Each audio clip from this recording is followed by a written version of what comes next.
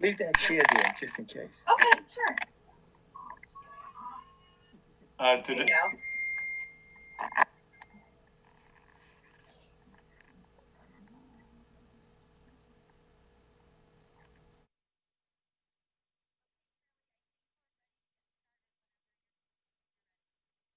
And I just texted Jane Coffey to tell her to try again. She texted me saying she couldn't get in, so hopefully she comes in.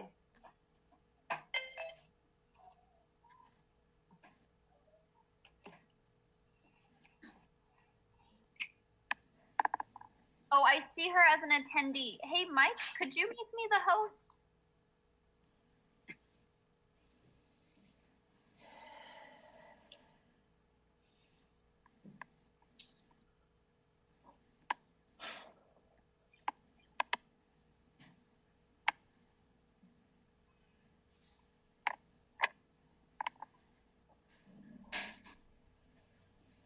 Okay, so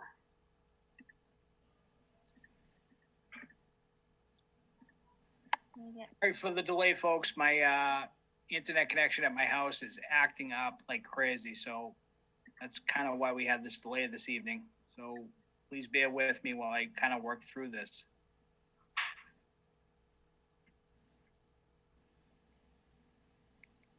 Okay, and I just heard from Jane Coffey. She's a board member. She said she needs to be she's as a participant, but she needs to be admitted to the meeting. Right.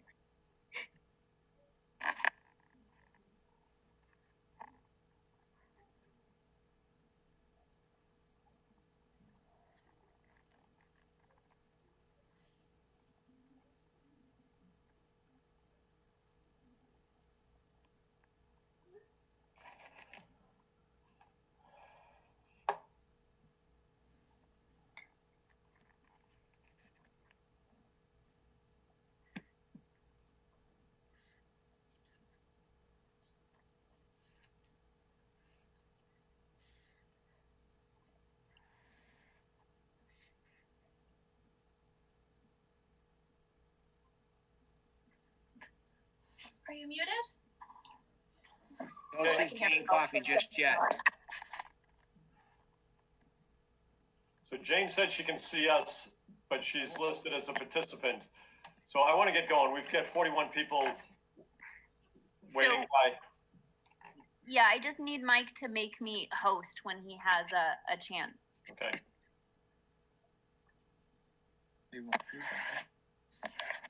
Okay, I'm the host.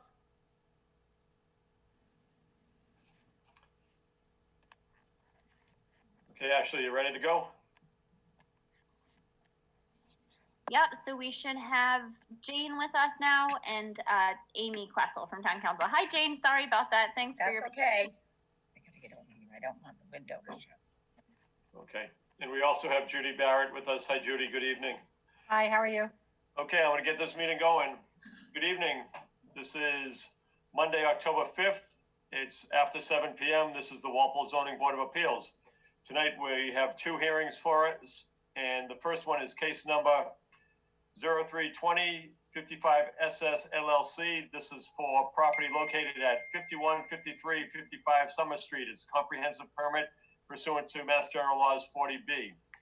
The purpose of tonight's meeting is to give the residents of Walpole a chance to bring up issues and concerns they have about this project. And that is the stated goal, and that's what we're going to try to focus on tonight. So we're going to turn it over to Ashley, who's going to start allowing people in to make their comments.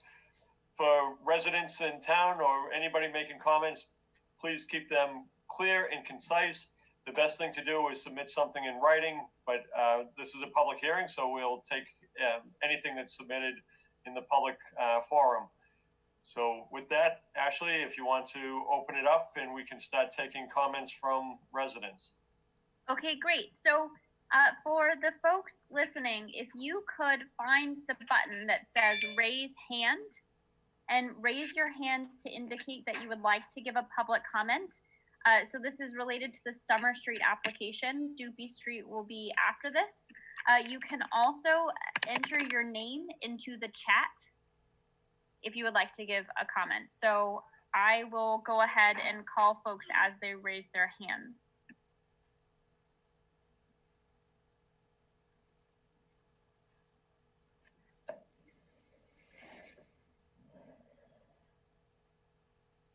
Hello? Can you hear me? Hi, Becky. Yes, we can hear you. Hi. Hi, everybody. Becky Litvak, 1925 Washington Street Extension, South Walpole. Just to keep it concise and on point, I'm just going to read my letter that I did submit, but I do want everybody to hear that, so I hope that's okay. As a resident and mother of 2 young children, safety is my top priority. While there are many safety and environmental concerns surrounding the demolition, construction, development, and daily upkeep of the proposed Omni development, Omni development, I will keep my time now focused on the daily struggle with the current traffic issues pre and post-COVID, whenever that is, and how the proposed development will greatly impact our already devastating traffic pollution, especially with the new craft line in progress, as well as the concerns surrounding construction process if this project moves forward. In recent years, our quaint South Walpole community has been plagued with the uproar of Patriot Place and Gillette Stadium. Although we all love the Pats and our neighboring communities, we do not love the constant battle to drive through our streets in bumper-to-bumper traffic on Patriots games days, Revs night games, concerts, stadium events, and the daily commute of cut-through traffic to Route 1. Our neighborhoods have become highways to outsiders in their daily commutes, endangering the safety of our families as these drivers are oblivious to the small town speed limits and crosswalks. It's a struggle to simply cross the street in the crosswalk, taking our children to and from school each day. 1 year ago, the craft line started bombing through our backyards with 20 trains running over 30 times a day. In just the first 2 days, we had already seen the negative effects that the new train schedule had caused, such as traffic backups, which have jolted the routines of our children as they walk to Boyden Elementary and our neighbors as they travel to work. The train is extremely loud, blaring its horn multiple times with each pass, in addition to the ringing bells and the railroad crossings, literally all through the day and night. In addition, the proposed Omni development has only one egress abutting the train tracks that are now fully loaded during the weekdays. There are also no fences, nor talk of installing a consistent fence abutting the entirety of the tracks, as they cannot place a fence on the wetland areas, nor implementing any safety precautions to stop children from playing near or on the train tracks. As a mother, I can assure you that curious young children will absolutely find the gaps in any fence to explore new areas. I also have grave concerns about the construction process and the negative effects it will have on our current residents. First, we residents deserve assurances that construction will strictly follow the current Commercial, Industrial, and Manufacturing Operations Bylaw, Article 3404-3, whereas no construction will begin before 7 a.m. or end after 8 p.m., 8 a.m. on Sundays, and this will be strictly enforced by our Walpole PD. Second, the noise pollution from the heavy machinery to and from the site, and while working each day over multiple years to complete the project, will put a huge strain on our little South Walpole community. We have many families with young children and elderly that are sensitive to loud noises, and the consistent roaring and banging will abruptly and continuously interrupt our daily routines. The massive trucks will surely cause constant traffic jams entering and exiting through the only one planned egress into Summer Street, which is already a heavy traffic area from the daily commuters and students headed to the schools. Lastly, and most importantly, is the frightening unknown of what the effect of massive digging and shifting of the Earth's ground will emit into the air and soil from the old Bird Machine property that was once steam contaminated. I understand that while Omni Development has, quote, promised that the land is safe due to their testing, is this really worth the risk to hundreds of current and new residents living in and around the development? I do not wish to find out years after this project is completed that the land was indeed unsafe to interrupt and families are terminally ill from the contamination. It may seem a bit dramatic or a reach, but the health of my family, my neighbors, and our community is not something that I will ignore. The massive demolition of 57 acres also begs the question of the wildlife currently living on the land. Once the land is torn down, where will these thousands of wildlife animals go? Our fear is that these animals will look for new homes in our backyards and will roam the streets where our vulnerable children and loving pets will be in great danger. How will this delicate matter of displaced wildlife be remedied? As you can see, there are numerous significant safety concerns surrounding the Omni development project, many of which I did not even address today. I truly hope you will take these serious concerns into consideration and encourage you to, at the very least, narrow the size and scope of this project to keep all of our South Walpole children and families safe. Thank you for your time. Okay, Becky, thank you very much for your comments. And as you know, traffic is definitely something that the zoning board is looking at, and will continue to look at some of the other points that you brought up. So, Okay. next, Ashley. the next is Bill Abbott. Bill, you should be able to speak now. If you Can you hear me, Ashley? sure can. Okay. I've made written comments. I wasn't planning to speak. I was, on my written comments, was addressing the lack of looping of the water lines. And at the last meeting, the representative mentioned that there had been a revised plan. I looked at the revised plan, and it what they're suggesting is really has very little value for looping, and I suggested a way that they could loop out to Neponset Street, and where there is a 10-inch water line that would provide two valid feeds into the development, the one that they're using off of Summer Street, plus having one that goes out to connect to Neponset Street. Thank you. Thanks, Billy.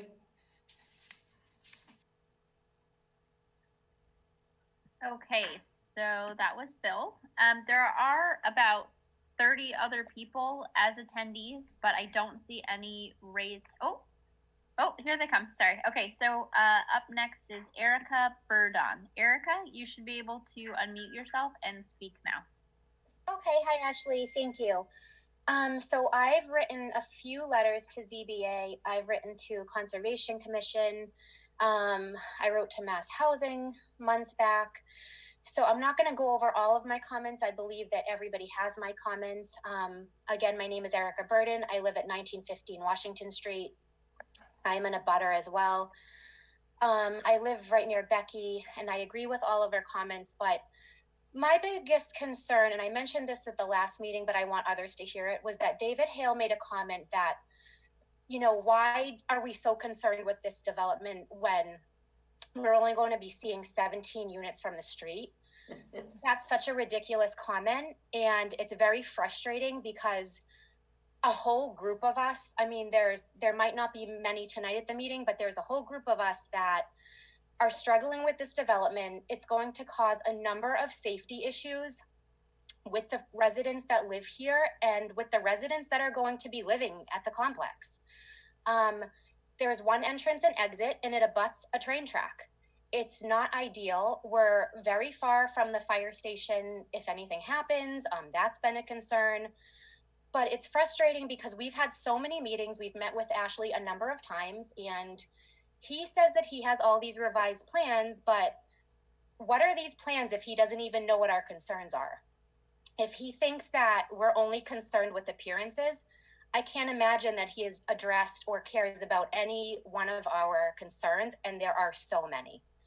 So I just wanted to mention that again, and I want people to know that this goes way deeper, and that's why we've written so many letters to you guys, and we're trying to be on all the meetings, because a 300 unit development, bringing in that many people in such a small space is very concerning. And you have to live in South Walpole, I guess, to fully understand it, but you don't even have to live here. You can look at the site and just see that it's less than an ideal location for a development that size. It's like fitting the size of the preserve into a very small space. So anyway, so that's all. I just wanted you to know that I have written letters, but those are my few comments for tonight. So thank you. Thank you. Okay, thank you, Erica. Okay, so the next person is Joanne Mulligan. Joanne, you can unmute yourself now. Thank you, Ashley.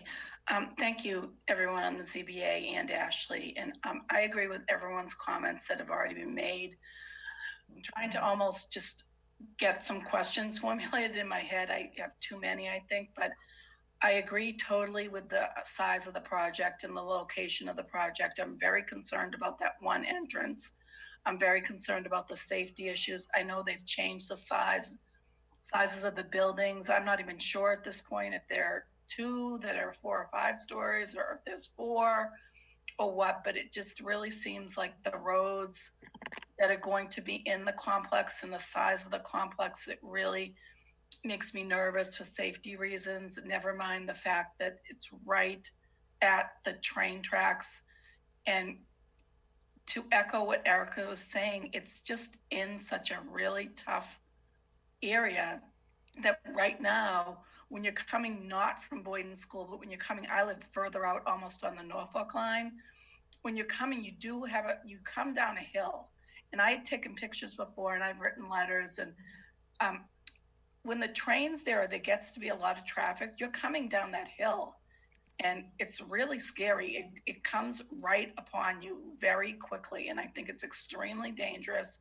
There's kids walking to school. It's just a really busy area. And I don't think what we've already seen from the limited traffic study that they've done, that it really encompasses what we see like every day, never mind, if there's an event at the stadium, Patriots game or concert. So I'm worried about, safety tremendously with the two schools at Boyden and with South Walpole Preschool. But I also just, I know that we have peer reviewers, the consultants that are doing all sorts of things, which are great. But how do we make sure, when we're back on the environmental side, conservation side, or just say on the environmental, that they are going to, I know it's up to you guys to hold them to it, and I respect everything that you do, that they're going to dig in enough different spaces and make sure that there's, no contamination, and, not just dig one hole or two holes, which I know many of us have brought up, and I know you guys are cognizant of it. But it's a little confusing when they're changing the plans constantly too. And I don't know, is there any way that, does there become an end date where that can't continue to happen? Okay, I can answer that. Joanne, thank you for your comments. I'm glad you mentioned the plans, because the plans are located on the ZBA website, the most updated set of plans, and that's what people should be referencing. An original set of plans was submitted, and then the applicant modified those, which was done to, according to the applicant and by input from not town boards, but people in the town. They made some modifications, such as some of the turnaround ends and even the buildings. You weren't sure how many buildings were there. The updated plan shows exactly what's being proposed at this point, and we should all be working off that set of plans. Thank you. I understand that, but I guess my question's more, is there a point where they aren't going to update plans, or do they keep, updating them? It just seems like every time they come to a meeting, they've got something new in their hands. John, we should let Judy Barrett answer that question, because I think they can change the plans up till the people move in almost. Really? Judy, can you answer? Well, they certainly can submit plans that respond to comments they've heard from the board or at the board's meetings. Hopefully they would be working with your staff to kind of coordinate that process and make sure we don't end up with a flurry of plans and, with different dates on them, and people become confused by what they're reviewing. But once the board has issued the comprehensive permit, they can't change the plans again without getting additional approval from the board. Okay. But she's asking if there's a cutoff date, and there really is not a cutoff date for their. You mean during the public hearing process? Right. Well, there isn't, except there's, you're supposed to be able to conclude the hearing within 180 days. So, notwithstanding COVID and the stay on various deadlines, if they're moving toward trying to have the hearing closed, they certainly wouldn't want to come in with plans for you to review on day 179. So at some point, it's in their interest to work with you on kind of the timeline and when they're actually responding to comments, because, from your experience as a board, sometimes you'll get a peer review report. You might get 2 peer review reports. The peer reviewers have things that you would want to address together instead of responding as soon as the engineer says something and then responding to the architect, and just, a flurry of plans doesn't help anybody. It actually creates a lot of confusion for the public, for you, and ultimately can create confusion for the building inspector who has to administer this permit down the road. Thank when they you. resubmit plans, that doesn't restart the clock, just to clarify for the public, correct? No, it does not. I think Okay. what's really tough on this is when they resubmit plans, but a consultant's been out, looking at the traffic. Do they then have to go back, and look at the new plans and, you guys have to have another meeting? I think that's really confusing. It would really depend on whether there was a substantive impact on the traffic study from the revised plans. But and you guys on ZBA determine that? Okay. No, I'm sorry, I really appreciate, and John, thank you for letting, we know that they're all on the website, and we need to keep looking at that website because there are changes often, and I appreciate everyone who's working on keeping them up to date. But it's confusing. So we just did design and engineering, right?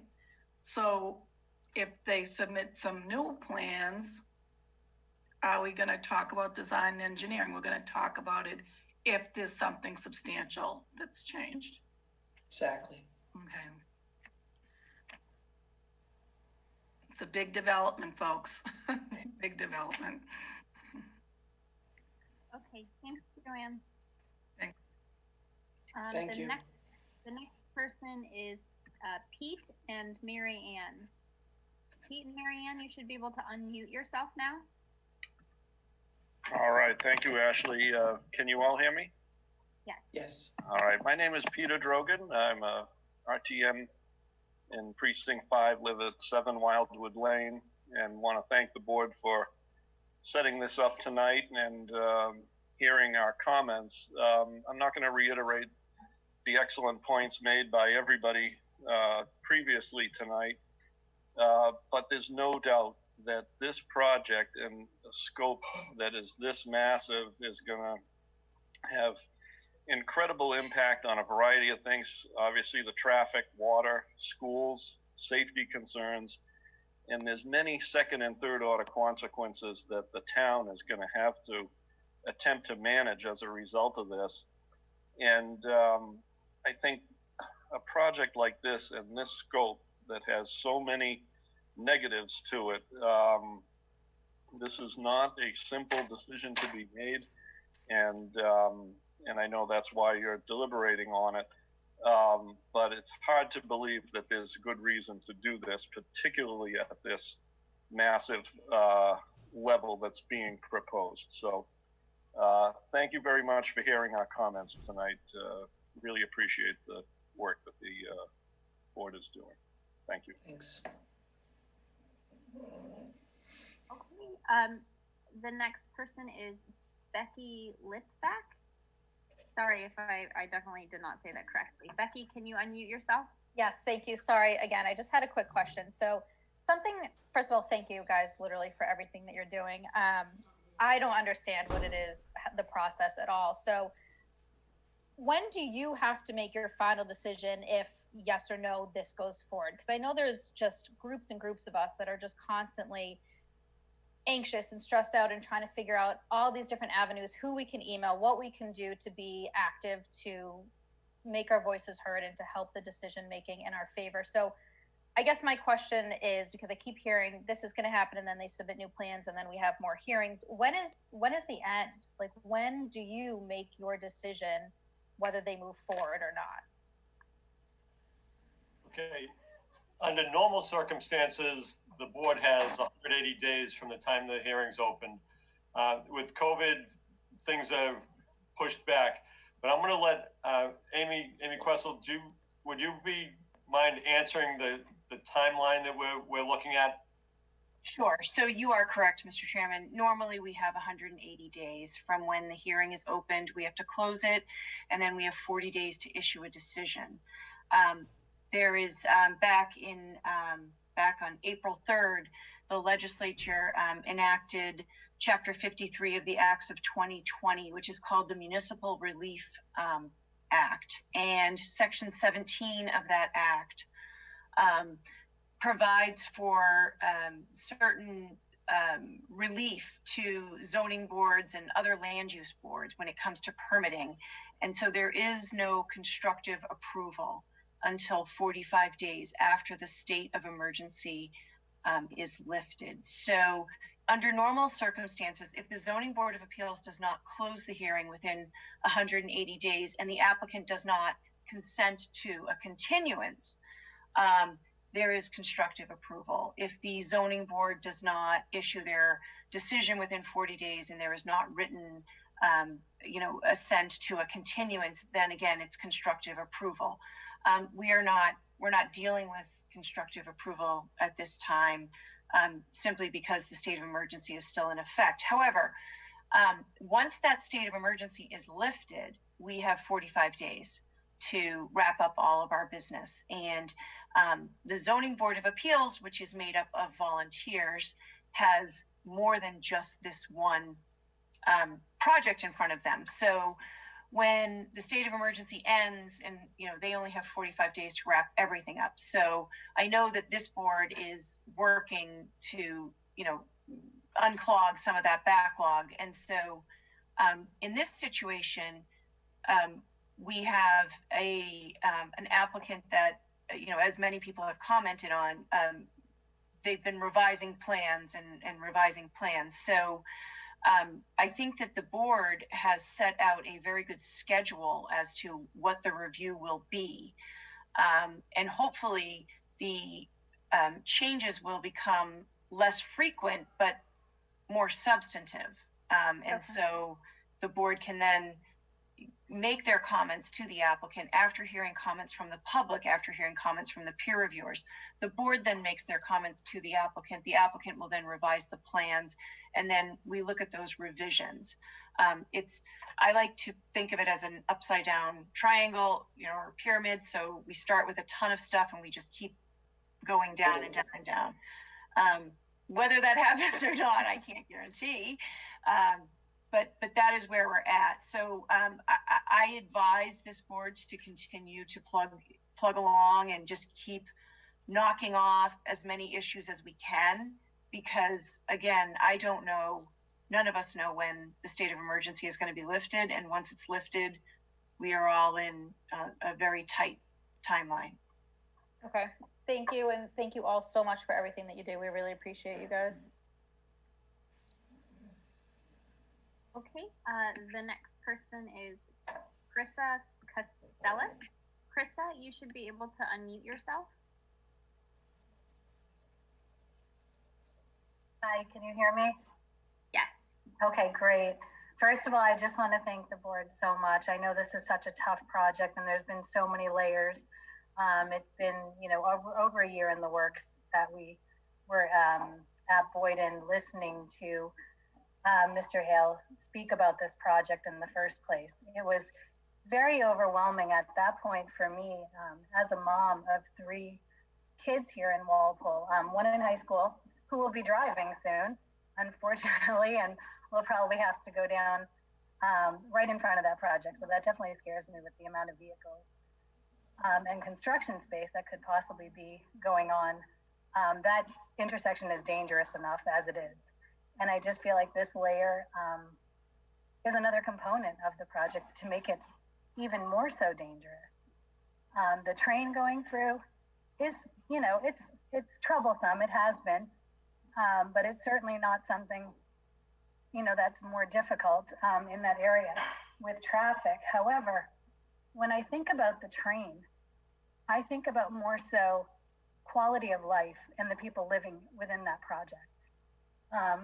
And I think of what Mr. Hale recently discussed was the green space. The last meeting was all about how they were actually going to be putting the buildings. And of course, what Erica had mentioned before, that we actually will not be seeing, we will only see some of the buildings. That's not a concern for me. The concern for me is the people living at this project who are going to be wanting to live there with the train going directly past them, and to not even have enough green space provided for them. We're lucky, we have a great backyard where I live, but I don't really see a backyard being in that space. And that's a concern for me. It's a concern because if they don't have that there, who's going to want to live there? Are they going to be occupied? Will it become an abandoned area in years to come? I don't know.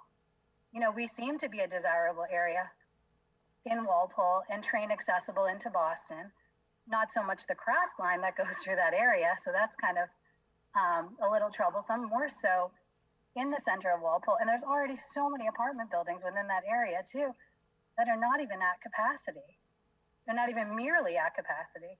So bringing another project to South Walpole is certainly, you know, a great concern for the traffic, for the safety, for the schools, you know, for the area. Mostly it's the congestion.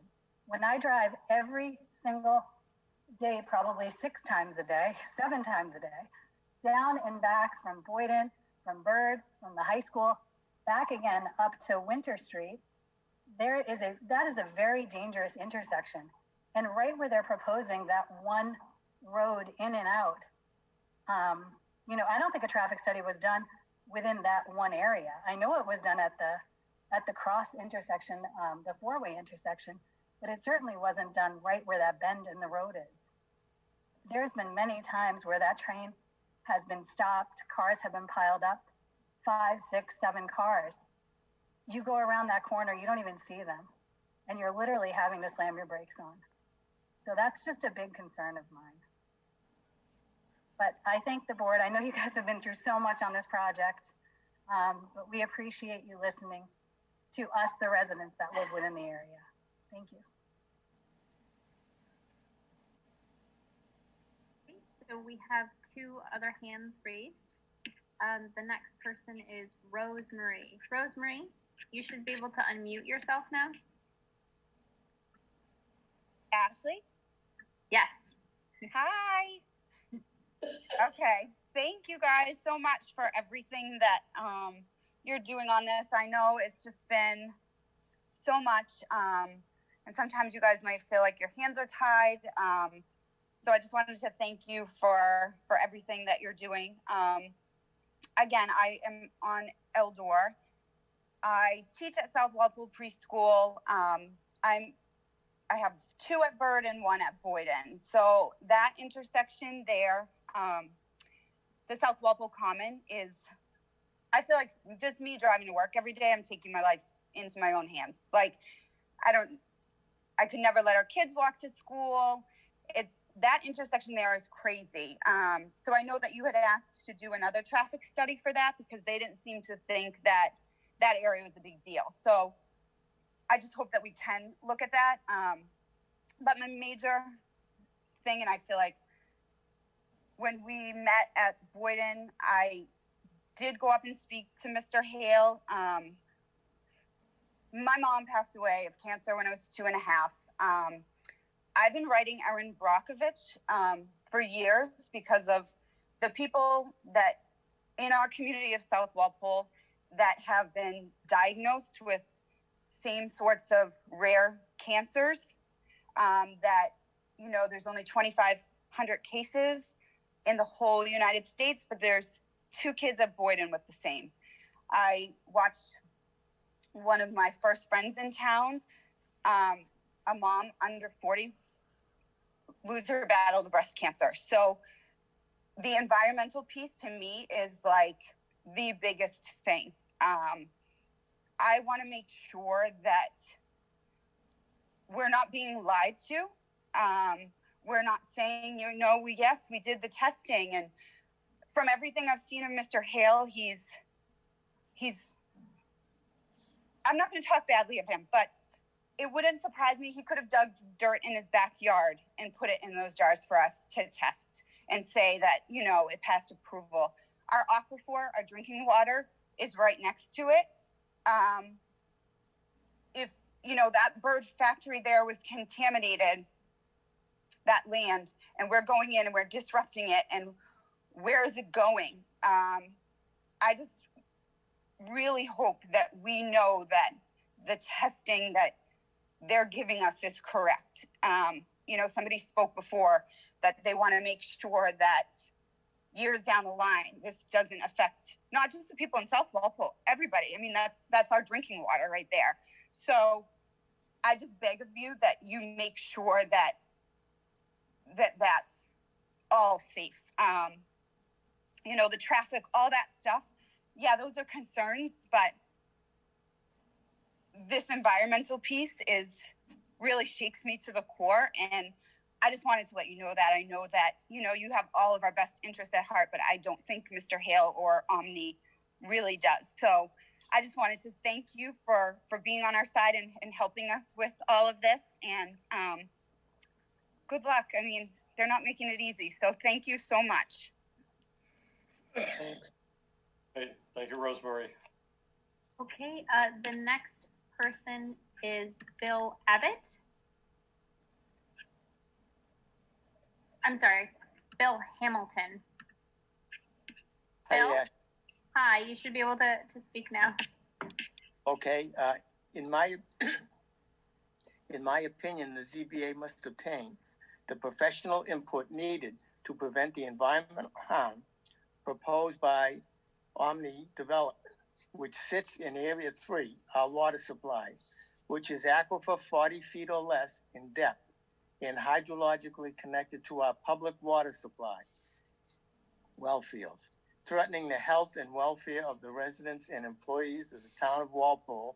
And I recommend the following professionals who have engaged in significant work to protect the town of Walpole to investigate this project.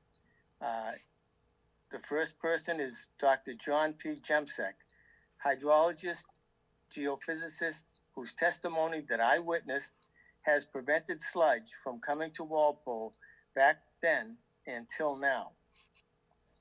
Mr. Donald Yonica, hydrologist, whose former business, IEP, performed the work in the field needed to protect and delineate the town's water supply, aquifer, which was required by and was approved by the Attorney General and the Secretary of Environmental Affairs. This aquifer protection is not local zoning and can't be set aside by this 40B. Gregor I. McGregor, an attorney specializing in environmental law, who was engaged by the town of Walpole to work with Mr. Yonica to protect the drinking water by adopting the necessary law that was approved by the Attorney General and the Secretary of Environmental Affairs. Once approved, the town of Walpole's aquifer water supply protection can't be violated by 40Bs because it is not local zoning and cannot be ignored by the 40Bs. This 40B application must be denied because as presented, it does not conform to Walpole's Water Resource Protection Overlay District Drinking Water Aquifer Protection Law. It is also in the headwaters of the Neponset River watershed and within a mile of the headwaters of the Charles River watershed. Several towns draw potable water from the Neponset River watershed and the Charles River watershed. The 40B also threatens the financial well-being of the town of Walpole because the majority of its site plan is within a mile of the only emergency MWRA sludge dump in Massachusetts, approved by the DEP and permitted by the town of Walpole as published by UPI in 1993. This 40B, as designed in its site plan, violates Walpole's drinking water protection law and caused a significant financial risk to the town of Walpole because of the gigantic increase in property tax value very close to the sludge dump. The town's retirees and those vested in the town's Norfolk County pension system will lose their pensions investing if the town's tax collection and sources of revenue decline when the emergency sludge dump is activated, or when vacant apartments reduce the town's tax income. When our town fails to meet its obligation, it enters receivership, and the town's pensions are lost. While a 40B project can be exempted from certain local zoning controls, they are not allowed to circumvent any local controls put in place to protect public health and or comply with the state regulations. This is stipulated in the state's comprehensive permit guide. I've already submitted a copy of my statement tonight, and that's all I have. Thank you very much. Thank you. Okay, thank you, Mr. Hamilton. Okay, so the next person is Kathleen Cleary.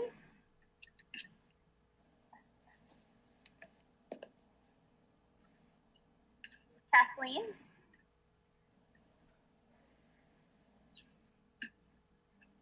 Kathleen, can you hear me?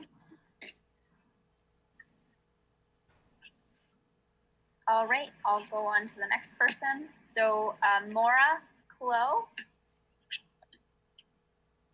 Hi, this is Maura and Harry Clow. We're both RTMs from Precinct 5, 11 Notch Road in Walpole. And I just wanted to say that I appreciate the previous callers and all their points they made about the traffic, the environment, and the housing. And I want to second Mr. Hamilton's concerns about the water. Water's been a big fight in Walpole for quite some time, and to continuously stress us with adding additional units will only continue to aggravate the problem we have with our own water.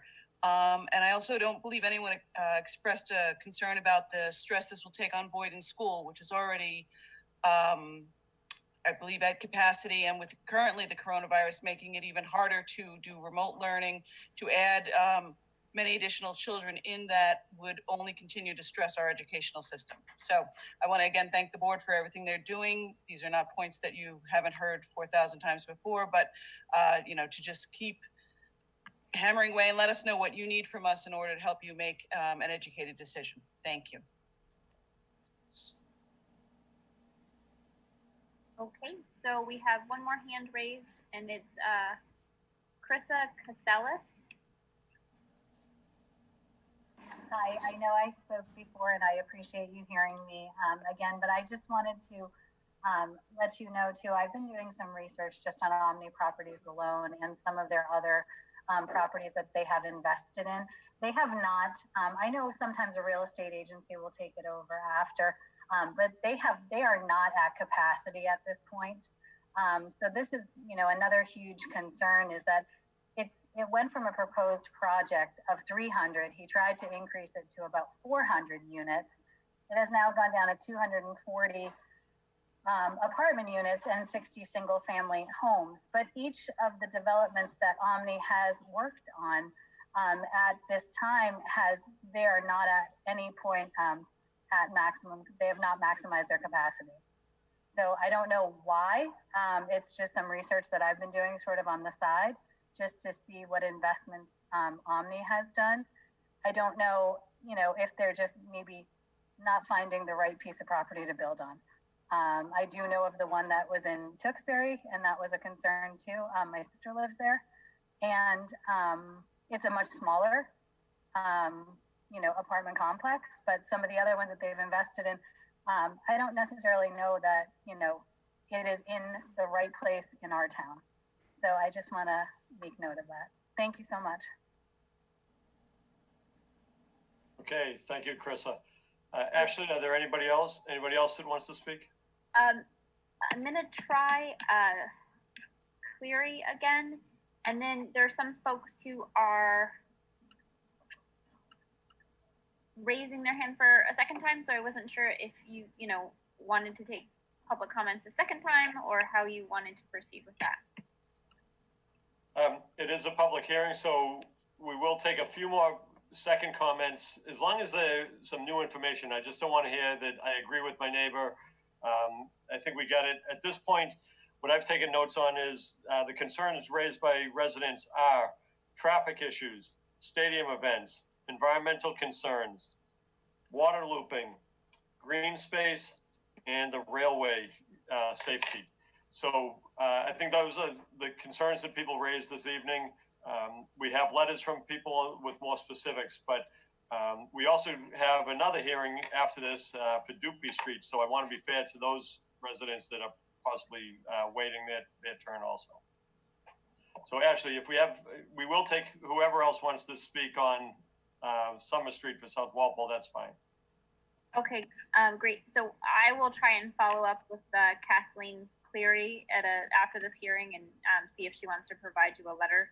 I'm not sure why, so the next person is, there's Erica Burden. Hi, Ashley. Sorry, I'll be quick because I've already spoken, but I did want to touch on a point that, you know, I don't trust David Hill as well. I actually went through the traffic report that was done by him and read his the mitigating factors that he was supposed to implement, and they just didn't make any sense. So I just would encourage the ZBA to really dig into that detail. I know that you all will, but it was very frustrating to read some of his comments. I thought they were misleading. He's advertising the complex as walkable to a train station. We don't even know if there's going to be a train station at Gillette Stadium in a few years. It's on a trial basis. It's not easily walkable by any means. I live probably as close to Gillette as you could get in South Walpole, and it takes me a long time to walk there. So somebody living in this 57-acre complex is most likely not going to be walking to the train station to go to work. So, but these were factors that he put in as, oh no, you know, these were your concerns and this is what I'm going to do. And they just didn't make any sense and they didn't add up. So the other thing is what Krista touched upon is quality of life for the residents. It is concerning with all the wildlife that he's going to be displacing in that space. Where are they going to go? Are they going to go in these people's backyards? Are they going to go to the bird machine property, which is contaminated? The area is surrounded by wetlands, and in the summer we have the risk of triple E, and that's a huge problem. I live right near Neponset River, and it's in my backyard, and we get a ton of mosquitoes. So there's just so many concerns with this project, but I wanted to touch on the points that I find the whole project is very misleading. So that's all, and thank you guys so much. Okay, Joanne Mulligan, your hand is raised again.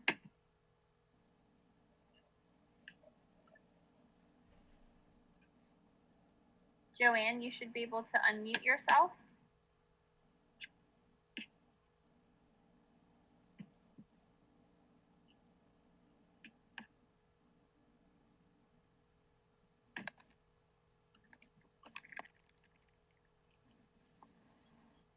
Oh, hello?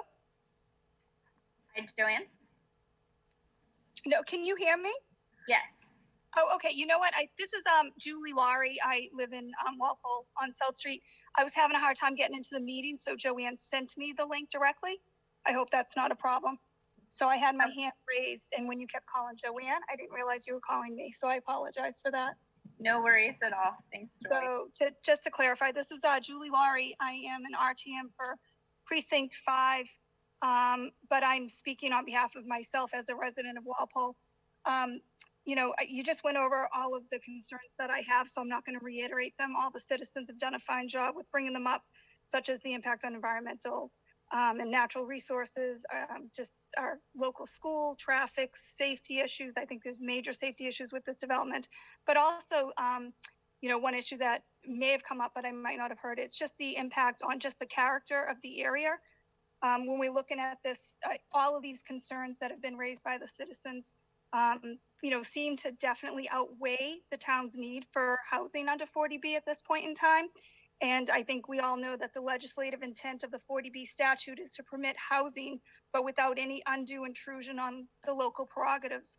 So when I think about local prerogatives for our town, I turn to what our master plan says, and I'm not going to start reading that off to anybody here tonight because just out of respect for your time. But just looking at a checklist of our master plan and the things that are important to the town residents and to the town itself, it does include, you know, things such as protecting the quality and the, you know, of the quality and the quantities of our groundwater. We need to protect our streams and our ponds. I'm worried about the actual size of the project, protect wildlife and the habitats that are surrounding that area. Our dams are in pretty rough shape, and I believe there's a dam. So when you looking at that and water runoffs, then you combine all of this. I'm respectfully suggesting that this the concerns of the citizens definitely outweigh the need for 40B in the town. I'm not taking a position that there isn't a need for it at all, but the concerns here I think outweigh this level of intrusion by this developer, and I think it's just not the right place. It's not the right spot. And I think it would be overcrowded. And I think it would cause a major danger to that area and into the public safety. So I'll leave it at that. Thank you. Thanks.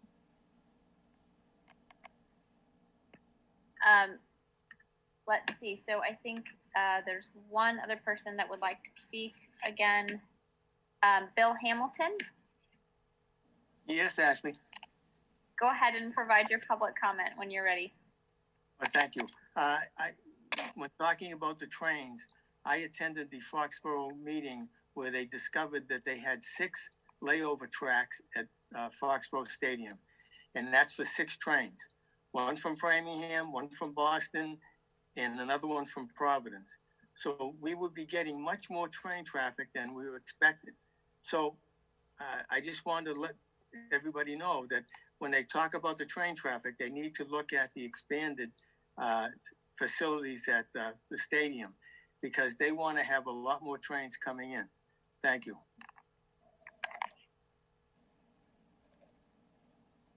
And again, thank you, Mr. Hamilton. Okay, Ashley, it's after 8 o'clock, so unless we have somebody else ready to go, I'd like to wrap this segment of the hearing up and get over to the people for the Dupie Street hearing. Let me just check the chat really quick. So Kathleen Cleary said that she would like to give comment, but she's having technical difficulties. I think her phone might be having issues. So I'll try and follow up with her to get her sorted for the next meeting and see if maybe she can provide you a letter. Other than that, I don't see any other hands raised at this time. Okay, so at this point, now comes the question of availability for another hearing. I think the purpose of this meeting tonight was to get public input, and I very much appreciate everything that people said. We've taken notes. We're going to address these issues where we can.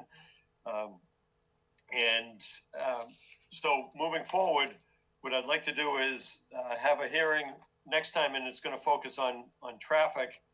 And I think the date that I reviewed earlier was November 2nd. Is that right, Ashley, for traffic review? Yeah, so I think if we did traffic review on November 2nd with the applicant to provide a presentation of their traffic and have Sean Reardon, our traffic peer reviewer there, and then perhaps, depending on how late it goes, public comment, and then scheduling a follow-up hearing focused on public comment for traffic, again, because we're trying to be really specific about what we can cover in a virtual hearing, because it takes longer and it's more difficult. So I think 11/2 for traffic would be great, and then perhaps the following Monday dedicated for public comment, if the board's amenable to that. Yeah, if that works for me, and I hope that works for residents of the town, where we can hear the traffic comments from the applicant and any mitigation that's being offered. And then the following week, after you have a chance to, when I say you, I mean residents in town, have a chance to look it over, think about it, and then it would be similar to this tonight, and we would focus on traffic comments. And that would be on November 9th. But what I'd like to do is continue this hearing until the November 2nd, 7 o'clock on Zoom meeting. And Amy Questle, I think I need to do a roll call vote to continue this, or do I need anything from the applicant, who I do see is here? As far as I know, the applicant hasn't requested to speak. So, and this was for public comment, so I think you're fine. You do need to do a roll call vote in all virtual hearings. Every vote has to be roll call, unfortunately. It adds to the time, I'm sorry. No, that's fine. Okay, so this is for a roll call vote to... So moved. To continue. Thank you, Suzanne. Moved by Suzanne.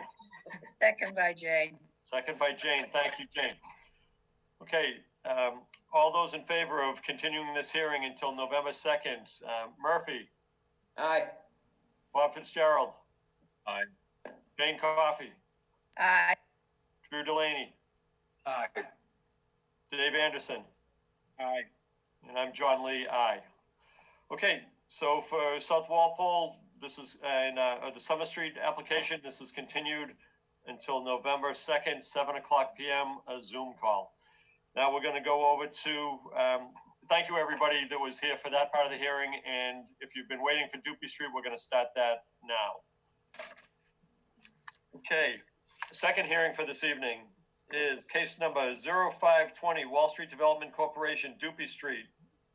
Comprehensive permit pursuant to Mass General Laws, Chapter 40B, for construction of 12 duplex condominiums in 6 buildings. And this is continued from September 21st. And again, the purpose of tonight's meeting is for comments from the residents of the area or any part of town or anybody affected by this project. So we're going to do it like we did before. Ashley, if you would, let people in. And if you're waiting online, please identify yourself for the record as you come in. Thank you. Okay, so if you didn't hear it at the beginning of this meeting, if you would like to give public comment, please select the option to raise your hand. Alternatively, you can enter your name into the chat. So we'll take people as they raise their hand, and then if you want to speak again, we'll touch base with the chair on time. So the first hand raised is Julie Sullivan. Julie, you should be able to unmute yourself now. Hi, can everyone hear me? Yes. Awesome. Well, thank you to the ZBA for allowing us the time to express our concerns. So I'm Julie Sullivan at 24 Victoria Circle. I did speak at the last meeting, but there's a couple things that I looked into, some of the documents that were submitted online, and I had some additional concerns. So in looking at the site development plan, obviously, I see elevation figures on there, and obviously there's no elevation for my property, but if you follow the trend line, it appears to slope downward towards my backyard. There's no swell at all between units 9 to 12. The swell is only units 1 to 8, which would push it to the retention basin. And based on the presentation last week, it was there was the assumption that it would just flow to Summit. It seems like what's, if you listen to everybody else in Summit and Highland and Dupuy, and as well as Victoria Circle, it seems like everybody's had some flooding issues. So it seems like, that really hasn't been taken into consideration. And I just want when they do the peer review, I just want them to look at what happens when that water leaves the site from units 9 to 12, where there is no swell or retention basin. The other thing I wanted to mention too is that removing all of those trees, I'm not an engineer. I don't know these things for sure, but I got to imagine it's going to further exacerbate the flooding issue. Those are all pine trees. Pine trees are very absorbent trees. And so I would think that's only going to contribute to additional flooding in the area. Also, I was taking a look at the stormwater report that was submitted in August. And it shows that for 100% of the land for this project, it falls into hydrologic soil rating of category C, which is defined as slow infiltration rates, aka low absorption of water and high runoff potential. So I'm concerned again that, with all the flooding issues that have been expressed, is the soil, it seems as though the soil might not be that absorbent. So it sort of raises a red flag for me. The second thing that, came up from a lot of us was the traffic safety concerns. I try to cross the street all the time, whether I'm driving and pulling out onto High Plain Street or trying to cross the street while I'm walking my 11-month-old daughter. It's very difficult to cross High Plain Street, especially during certain times. The traffic assessment that was done says that the required minimum is 250 feet. The desired is 390, and the actual is 350 if you're looking towards the west where the bend is. So I did look into the AASTO Green Book, and it says, the recommended stopping site distances are based on passenger cars only. So it doesn't take into consideration trucks. We also know that, this is based on posted speed limits and not on observed speed limits. So I think that needs to be taken into consideration. But also in the assessment, it states that if the available sight distance for an entering or crossing vehicle is at least equal to the appropriate stopping sight distance for the major roadways, then drivers have sufficient sight distance to anticipate and avoid collisions, right? So basically it means the minimums are based on drivers driving down High Plain and being able to stop in sufficient time if there's a car pulling out of DP Street. But what the assessment failed to actually acknowledge is that it continues and it says, however, in some cases, a major road vehicle may need to stop or slow to accommodate the maneuver by a minor road vehicle, meaning that those driving down High Plain might have to stop or slow down every time that there's a car that's pulling out of Doobie Street. It then goes on to say, to enhance traffic operations and safety, intersection sight distances that exceed the stopping sight distances are desirable along the major roadways. Adequate intersection sight distance can substantially reduce the frequency of crashes. So I guess what I'm trying to say here is that they're basing it on absolute minimums for a very busy road to begin with. There's also 2 schools that are walking distance. So you've got between, if you add snow, rain, people driving over the speed limit, the sun in the morning that's glaring in your face or other factors, we're not really leaving much of a buffer for safety for drivers, bikers, or those walking their kids to school. So they recommended 350 for 35 miles per hour, or 445 for 40 miles per hour. And then, you know, I think the last thing that I wanted to mention is just the privacy. You know, the reason I bought the house was that I loved the backyard. I loved the privacy that we have. And with this development, that's essentially all going to go away. You know, John mentioned that the applicant would need to submit plans for a buffer on the Victoria Circle side. I guess my question is, when does this need to be submitted? I know this is very, very important for all of us on the Victoria Circle side. So, you know, I think we'd also like to request that this goes up before construction starts, so that we're not, you know, from a safety perspective, all of us have young kids. We don't necessarily want to be looking at it. We don't know how long it's going to take for the development to happen. So just some things that I wanted you to consider. But thank you. Thanks. Okay, Julie, on that, you talked about surface water, particularly units 9 to 12. I've got that in the notes. Traffic study, that's definitely something that the board's going to continue to look at.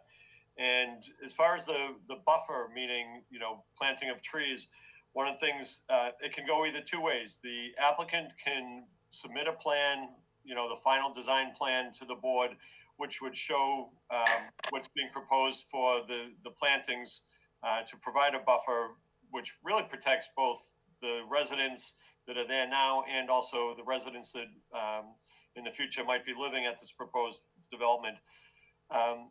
But if the applicant doesn't do that, then the zoning board can put conditions on, and then we specify what will be done for creating, or what will be required for planting a buffer zone. Thanks, John. Sorry, just one more question. Is there a requirement for it to go up prior to the development, the construction starting? No, that wouldn't, normally it would be at the end of the project, how it would be planted. I think it would be unusual and difficult for the applicant to plant beforehand. And the other thing is, if we did put that kind of condition on, the applicant would go to the Housing Appeals Court, and that would be a pretty easy turnover. The Housing Appeals would say that that's probably not realistic. But yeah. Yeah, sorry. I mean, just some of our concerns too. What if the construction site doesn't get completed? And now we're looking at, there's been, and I was on the last one too. There's, obviously a concern that there's not a need for as many units for condos, townhomes, apartments that are being built right now. If you look at the woodworkers or you look at the downtown apartments, most of them are unoccupied at this point. And there's, a handful of other projects going on. So this construction could start and it could be stalled for years. And now we're stuck looking at this open construction site that never gets completed. That's a good point. And maybe the zoning board would take into consideration that, and, maybe we could make that as a requirement. We'll see.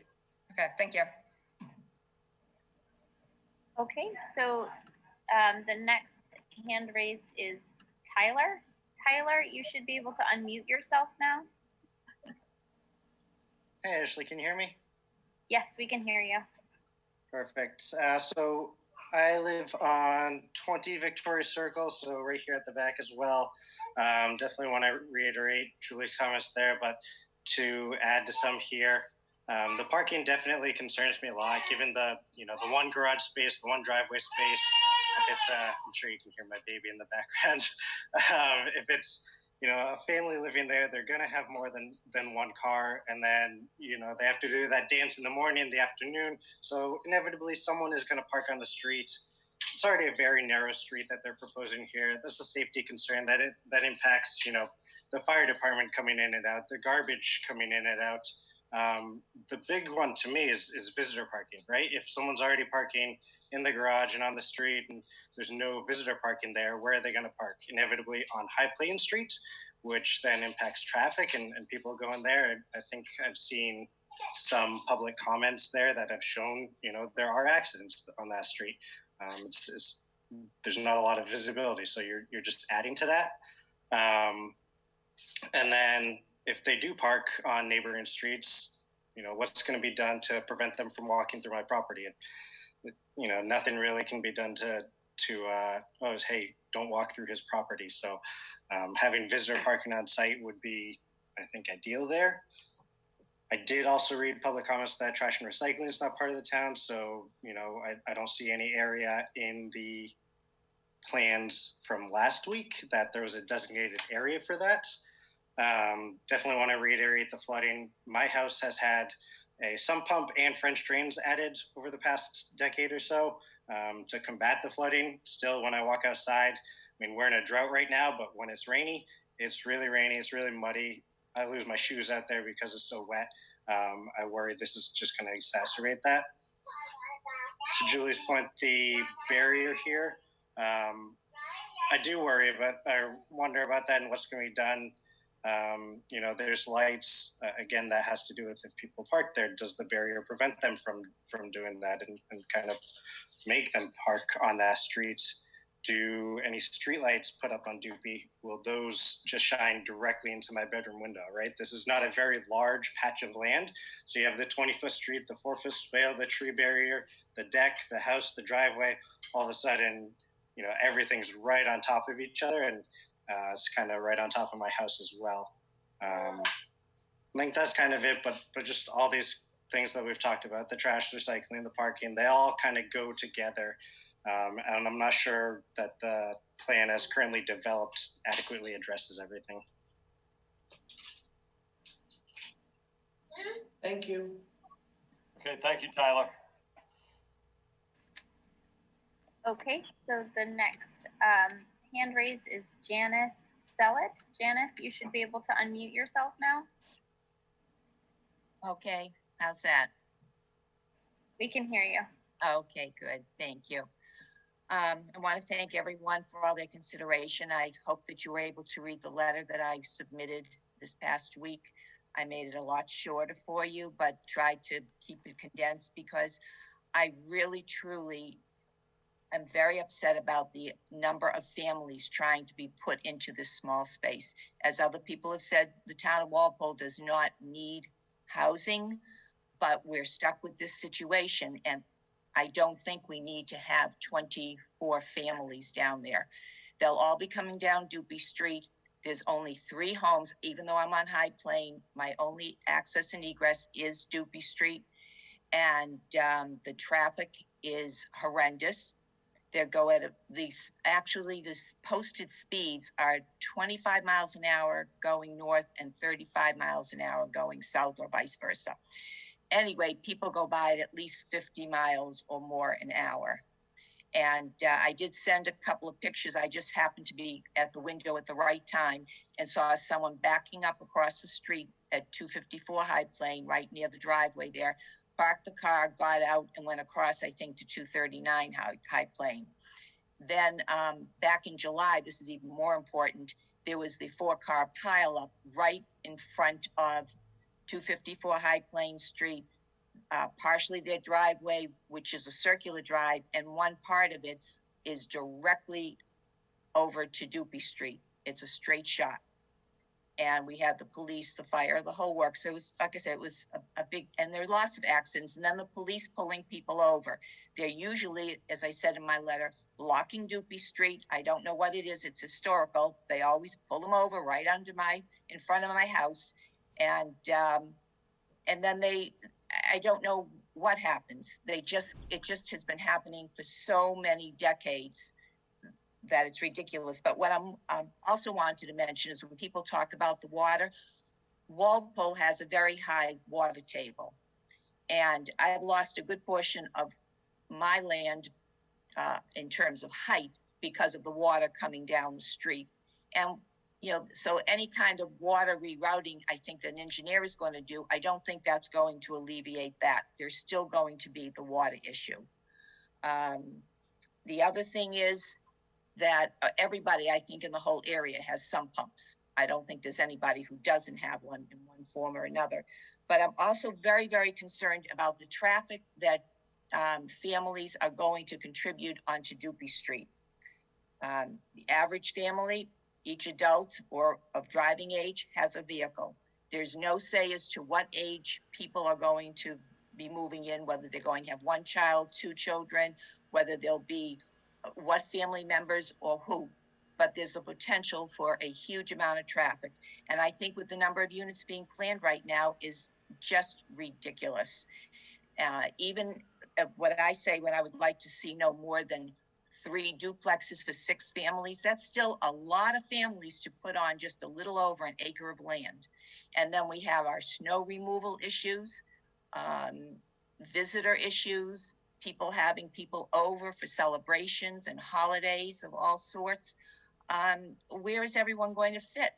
It's not like in some condominium projects, they have their parking garages and then they have their green space where they can do that, but there's nothing here. So that's a great concern to me. And I know that one of my next door neighbors has 2 children of driving age. They have 4 houses, in their 2-bedroom home. So it's not being, unrealistic from what I put in my letter about the number of vehicles. Plus people do have their recreational vehicles. You do have motorcycles, you do have campers, RVs. There's all sorts of things that, who's to say who's going to have what?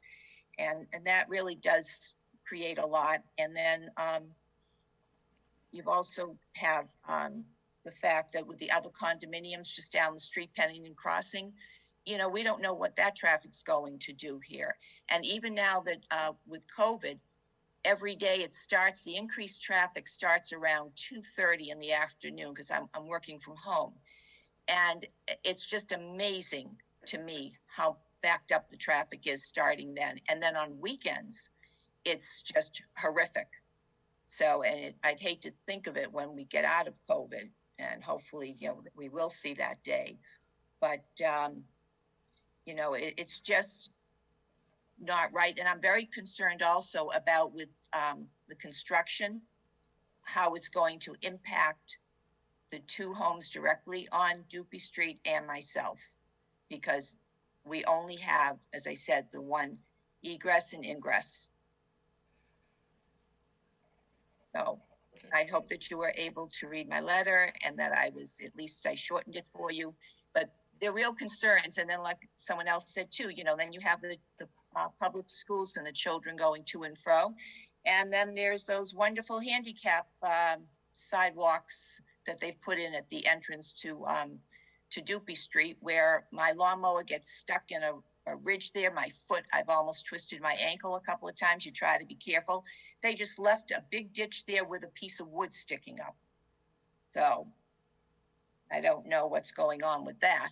That's kind of, to me, like putting the cart before the horse, putting those handicap things. And I don't, other than children going on their bicycles, and most people, it's interesting how many do walk across the street and don't come over onto the sidewalk side. It's amazing there have been more accidents there too. So anyway, I'm just trying to keep it as concise as possible. I thank you for listening again, even though I just reiterated a lot of what I wrote. And I just feel that this project as it is right now is much too large. It does not fit in the neighborhood. I don't see also where the housing authority says it fits in the neighborhood of the homes. We do not have two-family homes.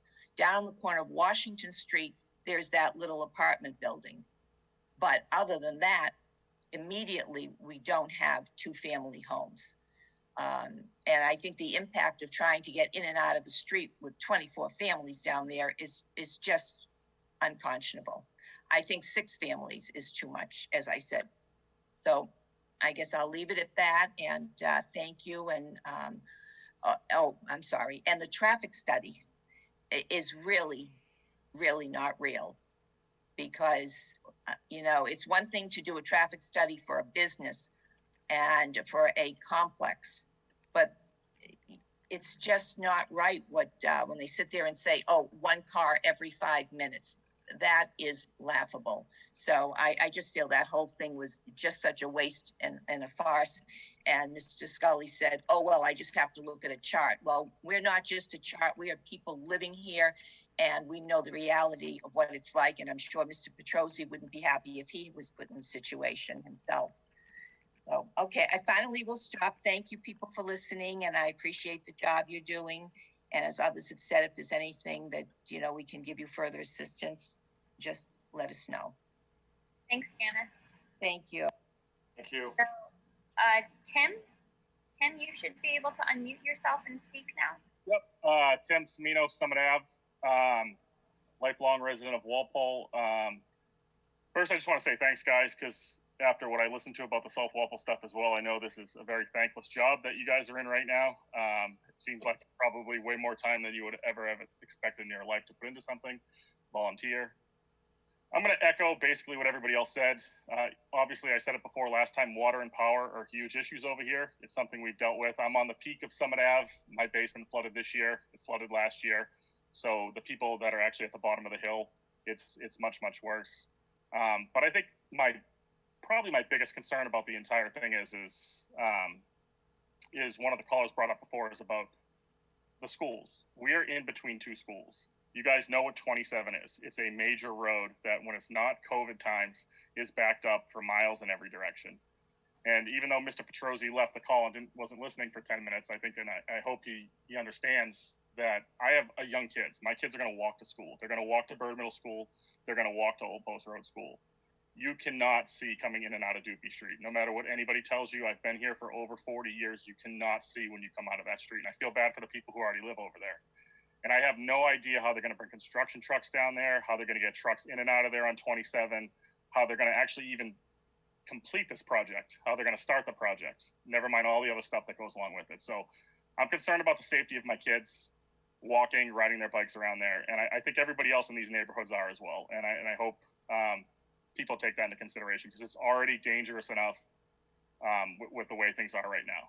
So thank you for your time, guys. I really appreciate you listening. And I gotta go. Okay, so I don't see any other hands raised at this time, and I don't see any comments in the chat box. Okay, Ashley. Sorry, 2 hands just went up. Okay. Let me just, Ashley, let me just review what we have right now for comments from people. Obviously, everybody can talk. I encourage any new information. Right now, we've got the issues that have been brought up so far. Surface water, particularly between units 9 to 12. Traffic safety, about the site distances. The buffer. Parking for visitors, definitely concern. Traffic, trash and recycling locations are not shown on the plans, and obviously will be part of this project. I'll also add snow removal on that. I know Suzanne's always big on snow removal. Lighting was brought up, as far as lighting on the site not spilling over into neighbors' properties.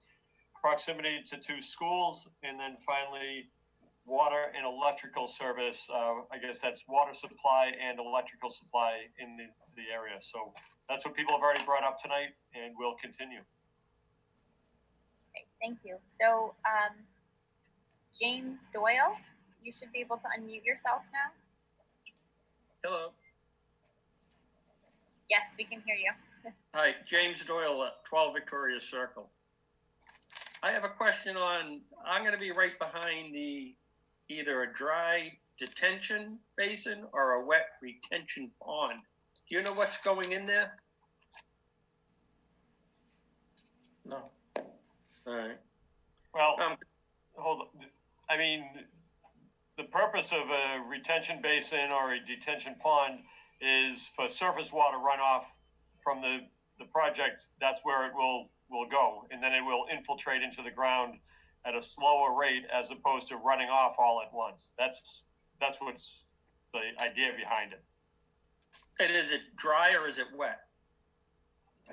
Well, during a rain event, it could get water into it, and the larger rain event is going to fill up with water in a very large rain event.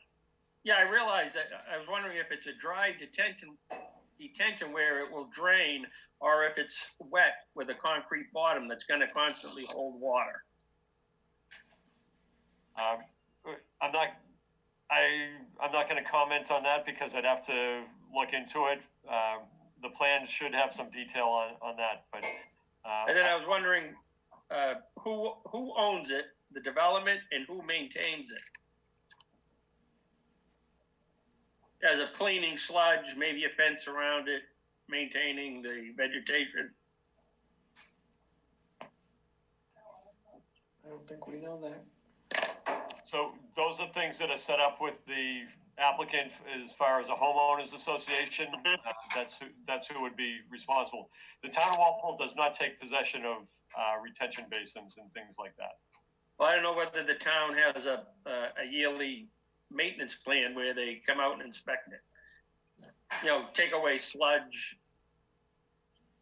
No, not the town takes it away, but the association is maintaining it. Because I'll be right behind it. So what I'm worried about is all the water goes in there, and where's it come? To my yard, to the two houses on the end of Doopy Street. Well, like the others have commented, there's been water problems here for 27 years. Mm-hmm. Chairman Ling, may I I think it's 50 years. Oh, okay, probably. Yeah. All right. Well, that was all I had. Thank you. Okay, great. So the next person is Mark Rice. Mark, you should be able to unmute yourself now. Hi, my name is Mark Rice, and I live at 64 Summit Avenue in Walpole. I spoke once before just to voice my opposition to any future plans to cut through to Summit Avenue. I know we've already talked about water pressure.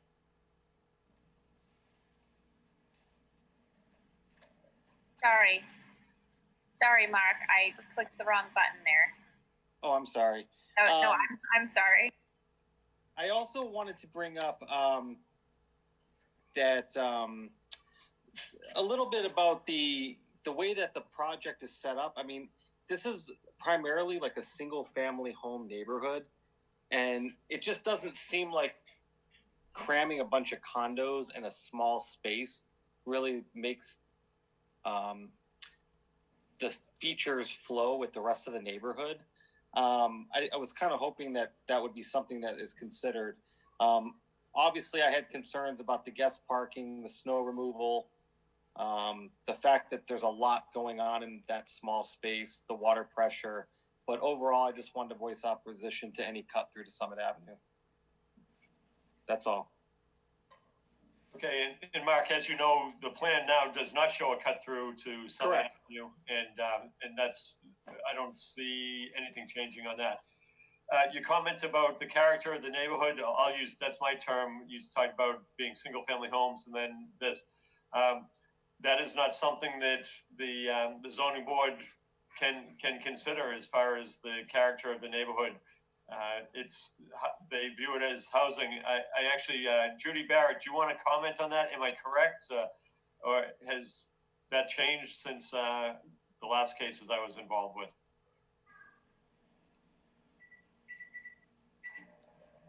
Unmute, Judy. Unmute. I thought I was already unmuted. I apologize. So, you know, it is a consideration, but it's not a consideration that would lend itself to a denial. Presumably, when the housing subsidizing agency has issued a project eligibility letter, they have made a determination that the site is appropriate for, you know, the proposed housing, and that the housing is generally appropriate for the surrounding area. That doesn't mean the board can't consider the kind of built environment around the project site. Like if you wanted to make sure that the proposed buildings were not dramatically out of scale with what's around them, you can consider that. But again, the board always ends up in a situation with every comprehensive permit where the challenge to the board is this balancing test of weighing the regional need for affordable housing against a local concern.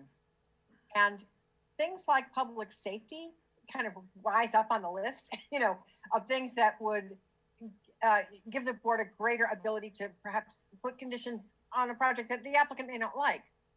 Design is a valid concern.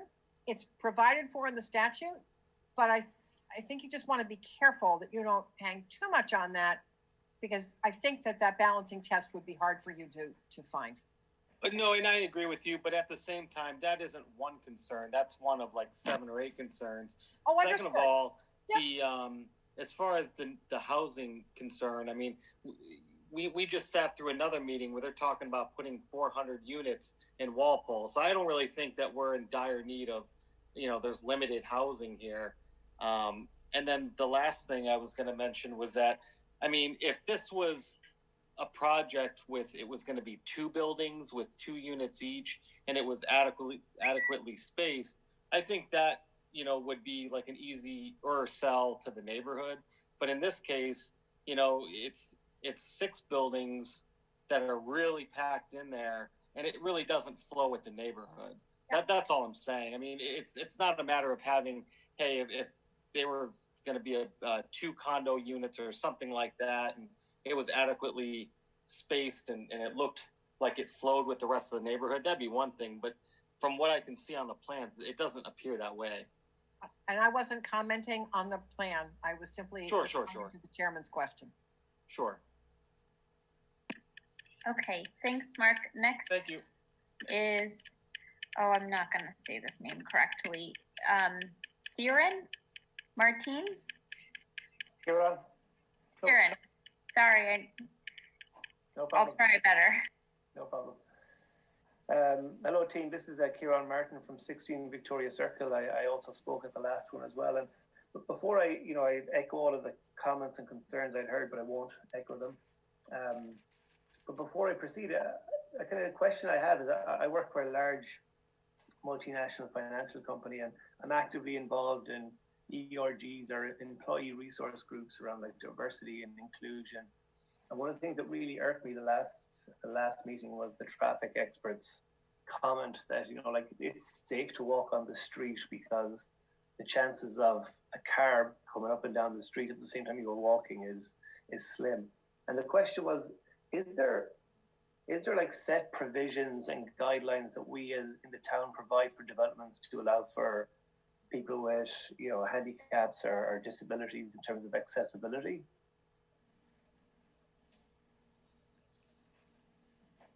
Is that something we set out as a town as like minimum requirements for accessibility to you know, up and down the street?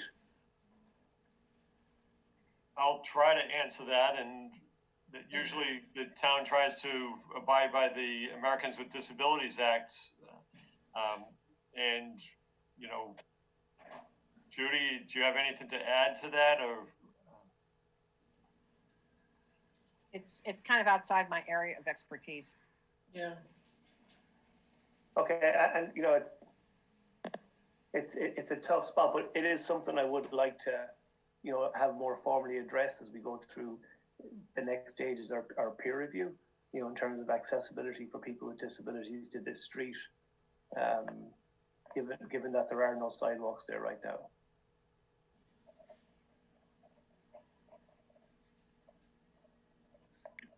Okay, So I don't see any other hands raised or comments in the chat at this time.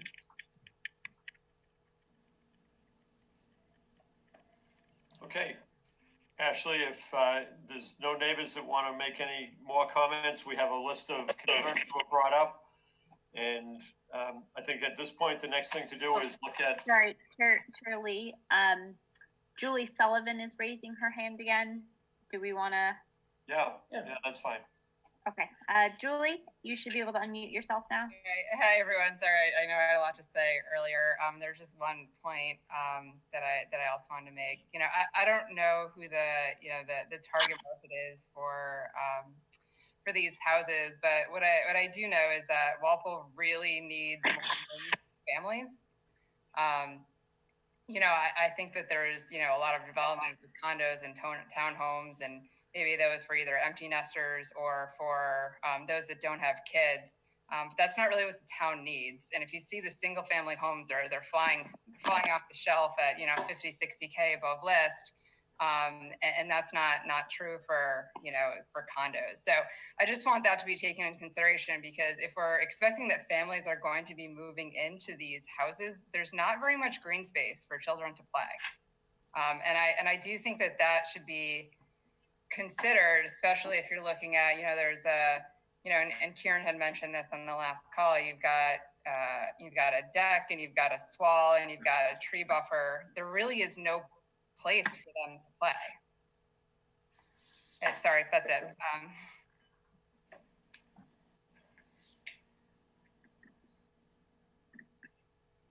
Okay, so Chair Lee, I don't see anybody else raising their hand.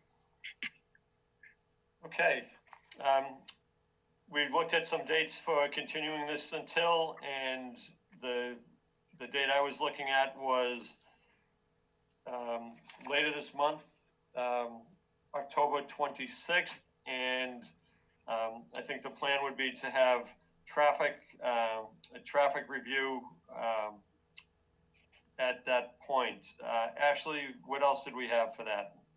Yes, so I think if the 26th of October works for everybody, we could have both Sean and Cliff do the peer review presentations. And then again, take time for public comment, but have a hearing dedicated to addressing what happened at the peer review hearing. Okay, so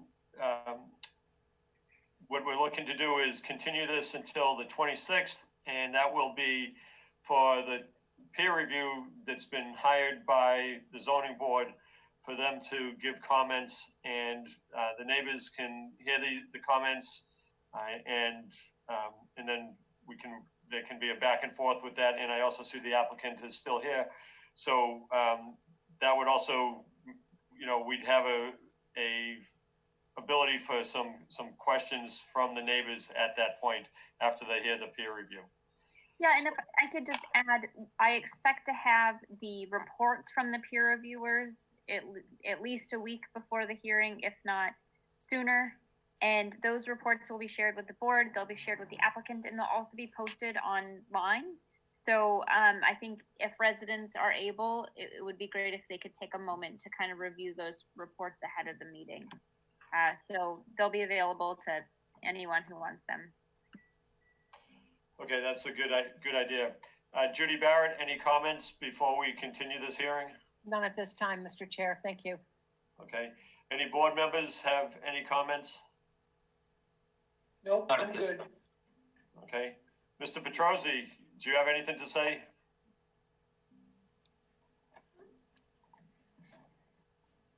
Patriots are losing 6-3.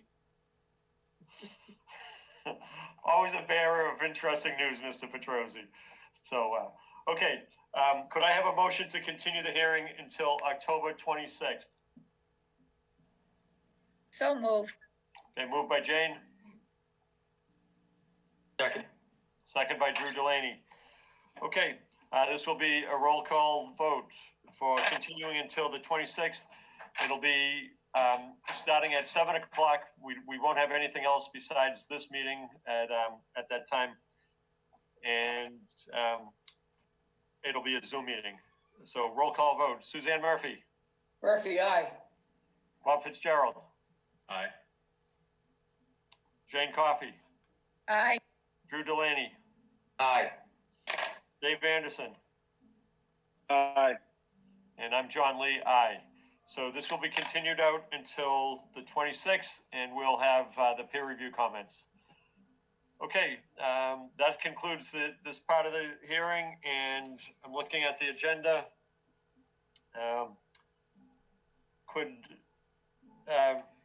Does anybody want to approve minutes of the meetings? I didn't think you have the minutes of the meetings, to be honest with you. I don't think I sent them out. Okay. Amy, if you would send those out, and We'll have them tomorrow morning. okay. And then maybe we can, because I believe there's three previous meetings that we can clear off and you can get posted on the website. So, Yeah, for sure. board members, any final comments? Good job, Ash. Oh, I just wanted to thank Amy for the work that she did with the town website. I don't know if any of you have had a chance to go see it, but for every hearing that we've had on the 40Bs, she's linked the Walpole media recording with the minutes.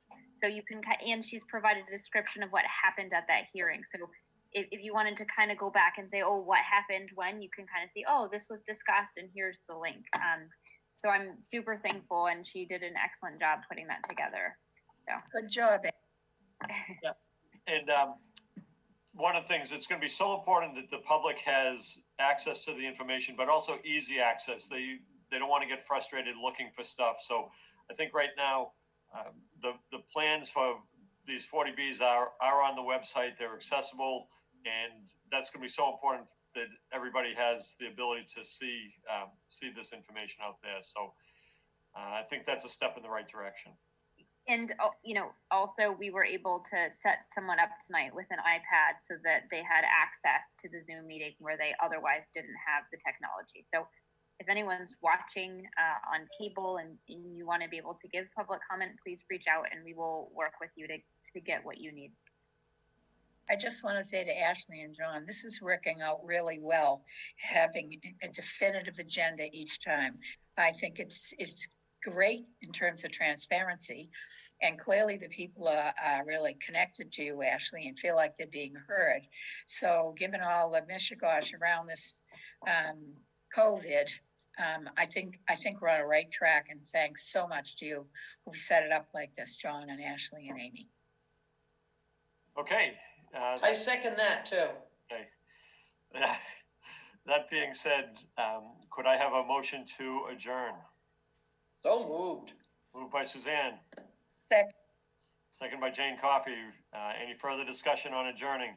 Roll call vote. Suzanne Murphy. Murphy, aye. Bob Fitzgerald. Aye. Jane Coffey. Aye. Drew Delaney. Aye. Dave Anderson. Aye. And I'm John Lee. Aye. Good night, everybody. Good seeing you. And thank you, everybody. Thank you. Good night, Thank you, guys. everybody. Aye. Thanks.